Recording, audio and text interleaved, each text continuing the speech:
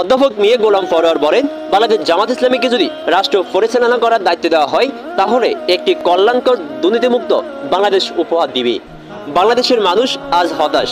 রাষ্ট্রের সর্বস্তরে চলছে দুর্নীতি, অনিয়ম আর লুটপাট।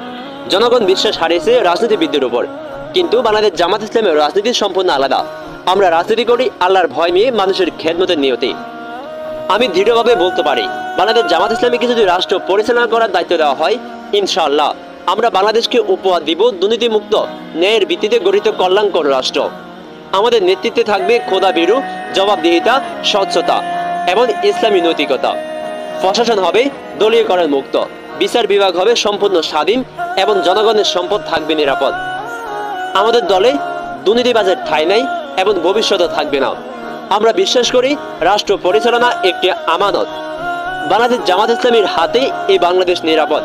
ইনশাআল্লাহ আমরা প্রমাণ করে দেখাবো যে দুর্নীতিমুক্ত রাজনীতি সম্ভব, যদি নেতৃত্ব হয় খোদাভীরু, দায়িত্বশীল ও দূরদর্শী।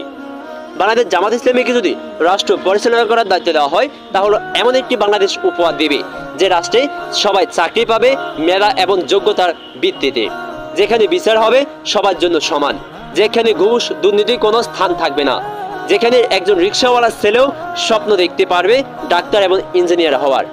আপনি যদি বাংলাদেশকে এমন পর্যায়ে দেখতে চান তাহলে এখন থেকে আপনি আপনার নিজ অবস্থান থেকে বাংলাদেশ জামাত ইসলামীকে সাপোর্ট করুন এবং বাংলাদেশ জামাত ইসলামীকে ক্ষমতায় আনার জন্য আপনি আপনার নিজ অবস্থান থেকে যথেষ্ট পরিমাণে চেষ্টা এবং পরিশ্রম করে যান। ইনশাআল্লাহ বাংলাদেশ জামাত ইসলামীকে যদি আপনি রাষ্ট্র পরিচালনা করার দায়িত্ব দিতে পারেন তাহলে বাংলাদেশ জামাত ইসলামী এমন একটি কল্যাণকর রাষ্ট্র উপহার দিবে যে রাষ্ট্রে থাকবে না দুর্নীতি, ঘুষ, অনিয়ম, লুটপাট